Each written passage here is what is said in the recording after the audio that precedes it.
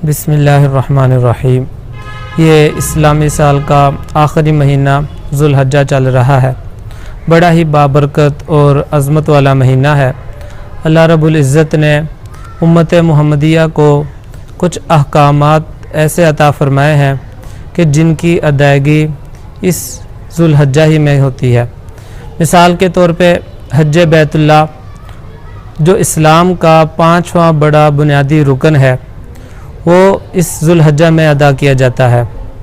इसी तरह कुर्बानी वाला हुक्म, उसकी अदायगी भी इसी महीने में। और एक और हुक्म जो तकबीरात तशरीक़ का पढ़ना, ये भी एक हुक्म है, वो भी इस महीने के साथ ख़ास है। तकबीरात तशरीक़ क्या हैं? तकबीरात तशरीक़ के कलिमात ये हैं: अल्लाहु अकबर, ला इलाहा इल्लल्लाहु, अल्लाहु अकबर वलिल्लाहिल हम्द। अब ये कलिमात तकबीरात तशरीक़ कहलाते हैं। इनका पढ़ने का तरीका क्या है और कितने दिन पढ़ी जाएगी, किस तरह पढ़ी जाएगी? ज़ुल्हज्जा के 9 तारीख़, जिसको यौम अरफा भी कहा जाता है, यानी ईद उल अज़हा से पहले वाला दिन, यौम अरफा 9वीं ज़ुल्हज्जा, इस दिन की फ़जर की नमाज से लेकर 13 ज़ुल्हज्जा की असर की नमाज तक 5 दिन बनते हैं।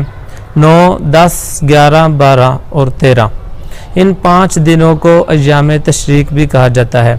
इन 5 दिनों में तकबीरात तशरीक़ पढ़ने का हुक्म है।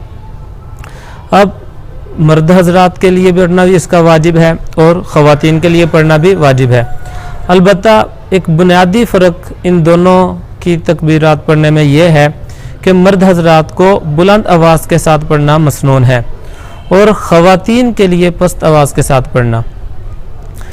उमूमन होता यूँ है कि मर्द हज़रात चूँकि अपनी नमाज बाजमात मसाजिद में अदा करते हैं, तो जब वो नमाज अदा करके फ़ारिग होते हैं, अगर किसी को भूल भी जाए तो दीगर नमाज हज़रात जब इस तकबीर को पढ़ते हैं बुलंद आवाज़ से, तो सबको याद आ जाती है और सब इस तकबीर को पढ़ के अपनी वाजिब की अदायगी से सबकदोश हो जाते हैं।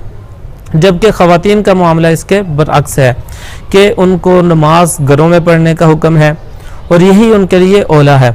जब वो घरों में नमाज अदा करती हैं, तो अब चूँकि उनके इर्द गिर्द दूसरे नमाज़ हज़रात तो होते नहीं हैं, अब नमाज अदा करके वो इस तकबीर को पढ़ना भूल जाती हैं, जिससे उनका वाजिब को छोड़ना लाजिम आता है। और वाजिब को छोड़ना एक बहुत बड़ा गुनाह है, सख्त गुनाह है।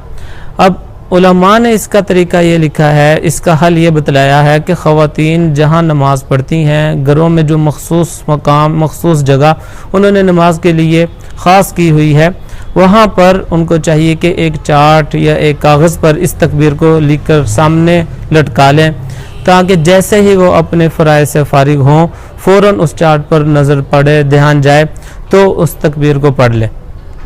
यह है इस तकबीर के पढ़ने का हुक्म, यानी इस तकबीर को पढ़ने का हुक्म अल्लाह रब्बुल इज़्ज़त ने इस महीने के साथ ख़ास किया है, और वो भी 5 दिनों में 9, 10, 11, 12 और 13। फ़जर की नमाज से लेकर असर की नमाज तक, 9 की फ़जर से लेकर 13 की असर तक, इन 5 दिनों में ये तकबीर पढ़ी जाएगी। अल्लाह रब्बुल इज़्ज़त से दुआ है कि अल्लाह रब्बुल इज़्ज़त हमें पूरे के पूरे दीन पर अमल करने की तौफ़ीक़ अता फ़रमाए।